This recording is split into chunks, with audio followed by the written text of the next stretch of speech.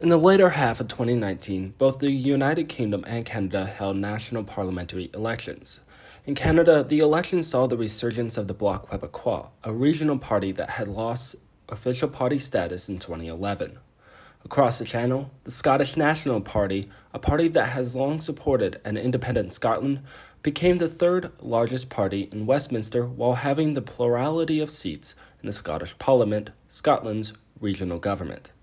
Because of the surprising results, we'll be looking at how these parties adjusted their platform, how the political landscape enabled their success, and what the results of this election could mean for the future of these parties.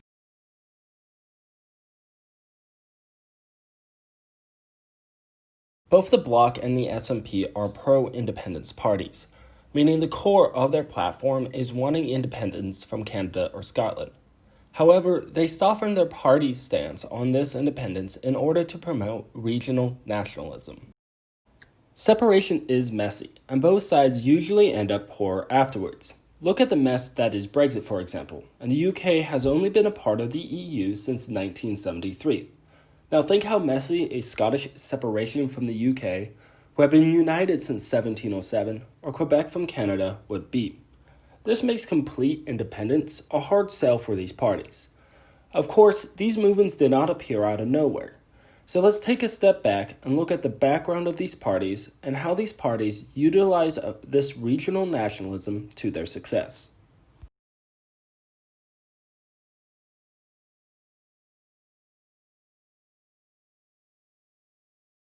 Ever since the rebellions of 1837, Quebec has seemingly been in a benign revolt against Canada. The more modern cause for independence, though, can be traced back to the World Wars, where the conscription of Quebecois men who supported isolation and the upheaval of traditional farming life planted the seeds for the separation movement.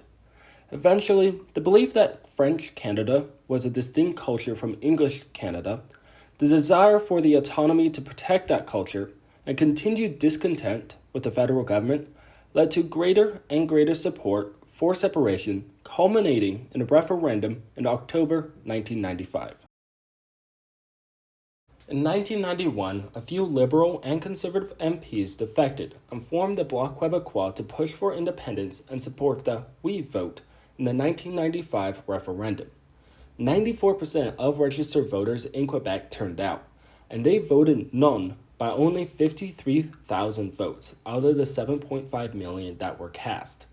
Despite losing the referendum, the Bloc Quebecois continue to exist and have representation in Ottawa, where they continue to be a voice for Quebec's interests. The Bloc went into decline and lost official party status in 2011 after winning only 4 seats. Because of this decline, English Canada and the federal government thought the issue of Quebec's independence was put to rest for good. Even though calls for separation did subside, Quebecois nationalism remained strong. The Bloc capitalized on this sense by defending Bill 21, a secularist bill passed by the provincial parliament that prohibits the display of religious symbols by public sector workers in the workplace. Bill 21, though controversial, was popular in Quebec, and it invoked the notwithstanding clause, which allows the federal, provincial, and territorial governments to override or bypass certain charter rights in the Canadian Constitution, making it difficult for the federal government to challenge it. Even though intervention options for the federal government were limited, Justin Trudeau, leader of the Liberal Party, has stated that a Liberal federal government might have to intervene on Bill 21. Yves-François Blanchet, leader of the Bloc Quebecois, used the possibility that the federal government would intervene on a bill supported by most Quebecers and passed by a democratically elected government to jumpstart the Bloc's campaign and paint themselves as staunch defenders against a federal government meddling in Quebec's provincial politics. The Bloc leaned into Quebecois nationalism with slogans like "Quebec is us" and calling voters to choose politicians who are like you, but softened their stance on sovereignty, saying an independent Quebec will have to wait. It is not in our mandate, Blanchet said at a rally in Montreal. We have to learn how to re-listen to Quebecers in that perspective. This softening of their stance on sovereignty enabled the Bloc to form a platform on other issues, where they leaned center-left. For example, the Bloc took a progressive stance on the environment, saying they would reject pipelines that go through Quebec and support the carbon tax that was passed by the previous federal government. With a clear platform, 2 solid debate performances by Blanchet, and a renewed sense of nationalism, the Bloc's message resonated with Quebecers, leading to their revival.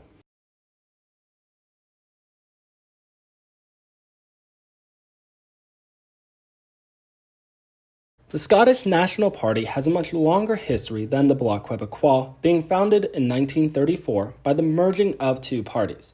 However, the SNP spent most of its history as a fringe party until the 1970s, when it made moderate gains because it capitalized on the sense that Scotland was being cut out of the oil revenues from the North Sea. The party then fell into decline and internal division during the 1980s. Though the SNP ran on the platform of Scottish independence, members within the party disagreed on how the Scots should gain it. The fundamentalists believed that a decisive, fast break through a referendum was the correct path, while the gradualists believed that a devolution from the UK, with Scotland gaining more and more autonomy, was the correct course. Infighting continued until Alex Salmond became the leader. He modernized the party and made gradualism the official party stance on independence. The party continued to grow, eventually becoming this Government of Scotland and making gains at the House of Commons. After a slight setback with the defeat of the Scottish independence referendum in 2014, the SNP began regaining support after the 2016 EU referendum, where 62% of Scottish votes were in favor of Remain. The Scottish people felt overruled and thought they were being dragged out of the EU against their democratic will. The SNP capitalized on this desire for more self-determination and disillusioned with Westminster to win 48 out of 59 seats in Scotland and become the 3rd largest party.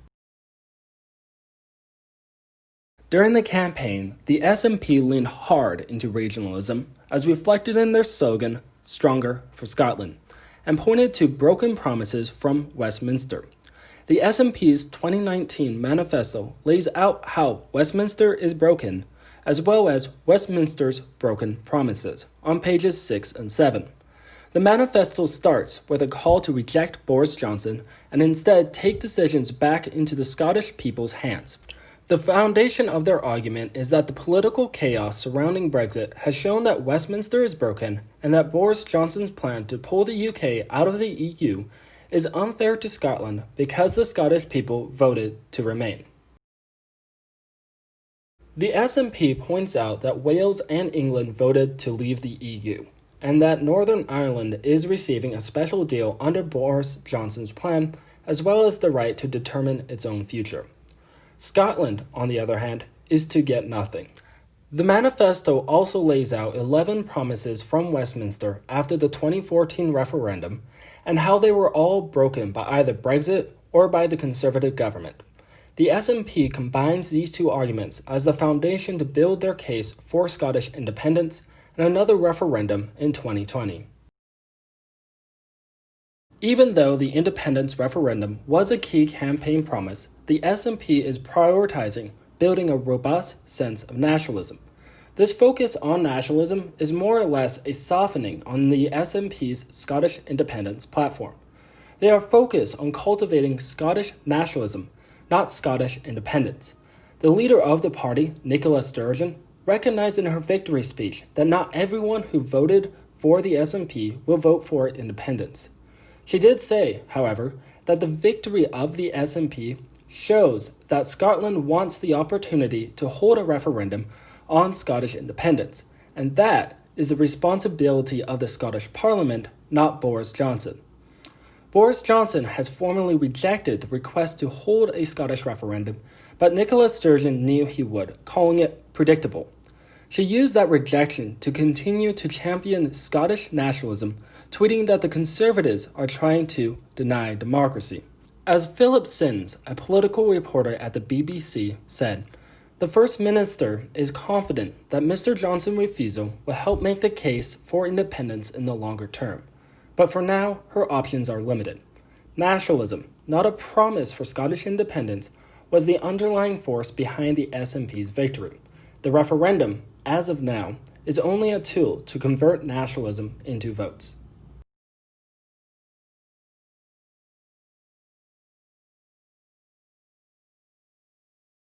Both the Bloc and the SNP ran on progressive platforms, but that may have created some issues for the Bloc down the road, while it will only bolster support for the SNP. Blanchet spent the campaign insisting that the Bloc Quebecois is a progressive party, and some of its positions do reflect that. For example, the Bloc does take a strong pro-environmental protection stance. The issue arises when considering that Bill 21, which many progressive and center-left parties, including the Liberal Party, have denounced, was passed by the Coalition of Near Quebec, the nationalist center-right provincial party that won the 2018 election. Furthermore, the CAQ does support many environmentally destructive projects, such as the natural gas project in Saguenay, which is in direct conflict with the Bloc's environmental platform.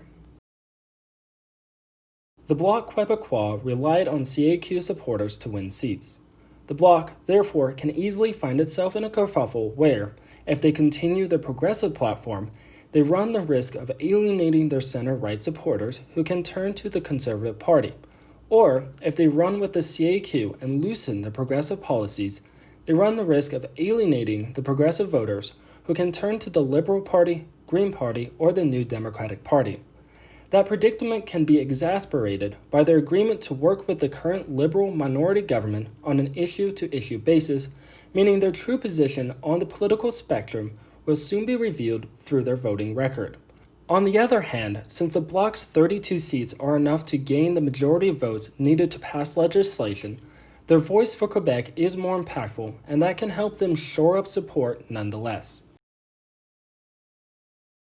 And this contradicting identity is already showing when the only member of the House of Commons to not support a NDP motion that recognized the systematic racism in the Royal Canadian Mounted Police, as well as put their budget and use of force under review, was a Bloc MP.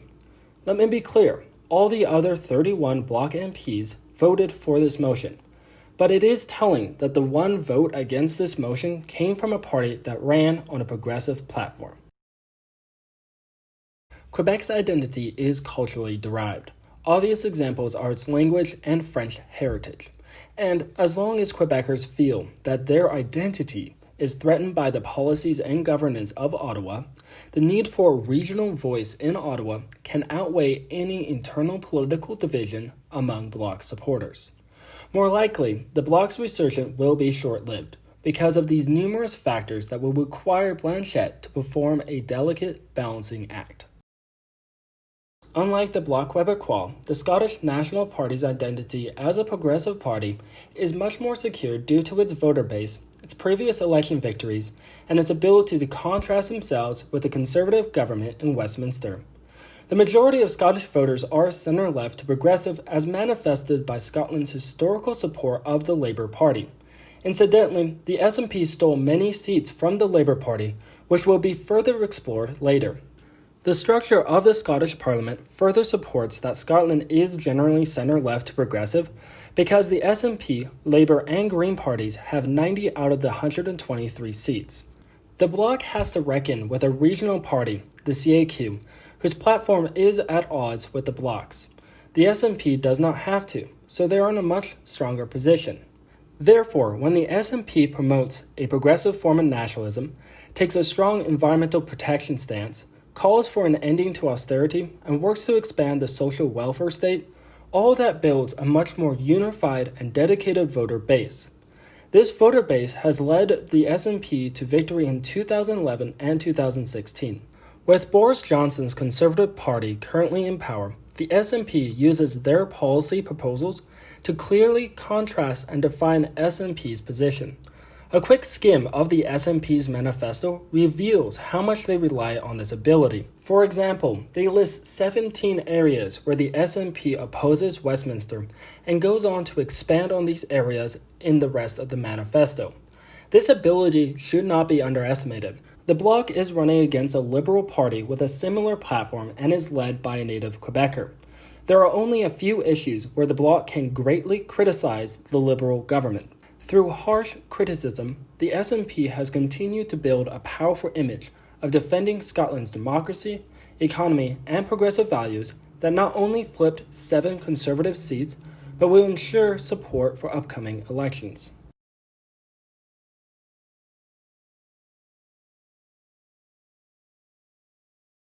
The collapse of the New Democratic Party in Quebec and the Labour Party, both of which are left parties, in Scotland greatly benefited the Bloc and the SNP. The NDP stronghold is generally considered British Columbia. They currently have a coalition government with the Green Party on the provincial level and did not suffer huge losses in that province because many of Conservative gains came at the expense of the Liberals. Moreover, the NDP's leader, Jacques Sin, riding is in BC. The NDP was at a disadvantage from the start in Quebec. During the campaign itself, Jacques Sin had a few more obstacles to overcome in order to truly connect with Quebec voters. Firstly, he is a Sikh, so he wears a turban and carries a ceremonial dagger, and that did not connect well with Quebecers who supported Bill 21. Secondly, he tried to take a middle road with Bill 21 by making his disapproval of the law clear, while suggesting an NDP government would not support court challenges against it, claiming it falls under provincial jurisdiction, and that alienated both supporters and critics of the bill. Thirdly, he does not speak French that well, unlike his predecessor who was from Quebec, and that led to poor debate performances during the French debates. For all these reasons, the NDP lost 14 seats in Quebec, most of which flipped to the Bloc. With a progressive platform and a nationalistic appeal, the Bloc was able to fill the gap that the collapse of the NDP opened. The Labour Party made a similar error of trying to take a middle approach to a key issue, Brexit, which led to their collapse to the benefit of the SNP. BBC's Rob Watson explained the Labour's position by likening Brexit to apples and oranges, where everybody either wants to buy an apple or an orange, but Mr. Corbyn is coming along and saying, what about a grapefruit? The grapefruit that Jeremy Corbyn, leader of the Labour Party, was proposing was in a matter of just 3 months, the Labour government would renegotiate a better deal than the one Mr. Johnson got, and then, within 6 months, they would have a second referendum. During that second referendum, Corbyn would have remained neutral despite the fact that he would have negotiated the deal. Not only was this timeline quite unrealistic, but this position was at odds with the rest of the Labour Party candidates who were running on a Remain platform. The combo of Corbyn's position that did not satisfy either the Remain or Leave camps, with the contradictory positions from candidates, did not connect with Scottish voters who strongly voted to Remain. The SNP exploited this opening that the Labour Party created with a strong Remain stance on Brexit and a clear path to fulfill that promise, Scottish independence. In the end, the Labour Party lost 6 seats to the Scottish National Party.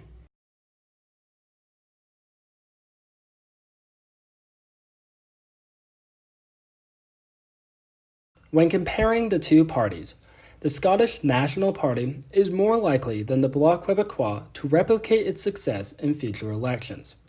The underlying reasons for the success of the Bloc were the circumstances rather than the actual merits of the party. Without Bill 21, the Bloc would not have a clear issue to separate itself from the Liberals and would not have a tool to whip up national sentiment and boost support.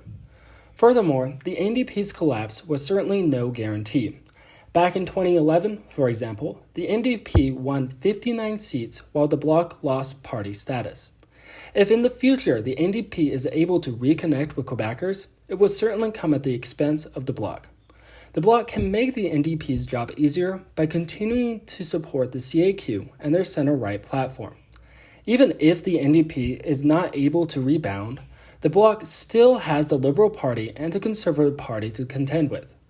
The Liberal Party still won more seats than the Bloc, and if Justin Trudeau is able to rebuild his popularity or nationalistic sentiment declines in Quebec, voters will probably switch to red. Greater success in Quebec can mean regaining a majority government for the Liberals, so Justin Trudeau will certainly be looking to court Quebec voters. The center-right supporters are also fickle. Their values and concerns are at odds with the majority of the Bloc's more progressive platform, and thus there is no guarantee that these voters would not vote Conservative instead.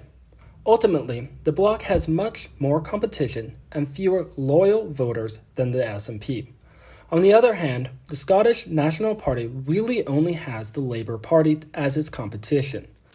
Combine a lack of competition with a more unified platform that is being clearly communicated to a more unified voter base, the SNP is in a better position than the Bloc to replicate their success in future elections.